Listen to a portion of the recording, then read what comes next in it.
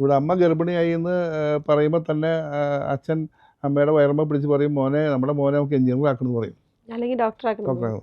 Education ഇന്ത്യയിലെ ഏറ്റവും വലിയ സംസ്ഥാനമാണ് കേരളം എന്ന് പറയുമ്പോൾ കൾച്ചറിൽ നമ്മൾ വളരെ വലുതാണ്. അപ്പം എല്ലാത്തിനും നമ്മുടെ നാട്ടിൽ കൾച്ചറിൻ്റെ ഒരു വ്യത്യാസം ഭയങ്കരമായിട്ട് വരാനുണ്ട്. സാക്ഷരത കൂടുതലാണ്, കൾച്ചറില്ല. എൻ്റെ കൂടെയുള്ളവർക്കൊക്കെ 40 പേരുണ്ട്. അവർക്കൊക്കെ ഈ സ്ഥാപനം ഞങ്ങളുടെ കൂടെയാണ് തോന്നണം. അപ്പോൾ അവർ കൂടി ഇതിൽ കയറിയിരിക്കണം.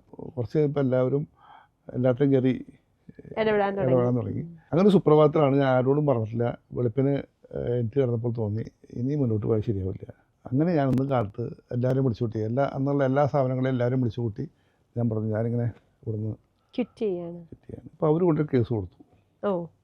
അപ്പോൾ ഞാൻ കേസിന് പിന്നാലെ പോയി എൻ്റെ സമയം നഷ്ടപ്പെടാൻ എനിക്കില്ല. പക്ഷെ തുടങ്ങിയപ്പോൾ ഞാൻ കുറച്ച് വ്യത്യസ്തമായി തുടങ്ങി. ഞാൻ അത് എങ്ങനെ ചെയ്യണമെന്ന് വെച്ചാലും അതിൽ വ്യത്യസ്തമായി ഞാൻ ചെയ്യുള്ളൂ. അത് ഞാൻ ആലോചിച്ച് എന്തെങ്കിലും കണ്ടുപിടിക്കാതെ. അപ്പോൾ ഞാൻ കെട്ടിടപ്പണി തുടങ്ങി. 6 മാസം കൊണ്ട് ഞാൻ 6 നില കെട്ടിടപ്പണി എന്നൊക്കെ പറഞ്ഞ് അത് യാഥാർത്ഥ്യമായിരുന്നു. അത് ആളുകൾ അക്സെപ്റ്റ് ചെയ്തു. അതൊരു വെല്ലുവിളിയായിരുന്നു എൻ്റെ. എനിക്കറിയാം, ഞാൻ 15 വർഷം കൊണ്ട് പടുത്തുയർത്തിയ ഒരു വിശ്വാസം ജനങ്ങളിൽ എനിക്കുണ്ടെന്നറിയാം.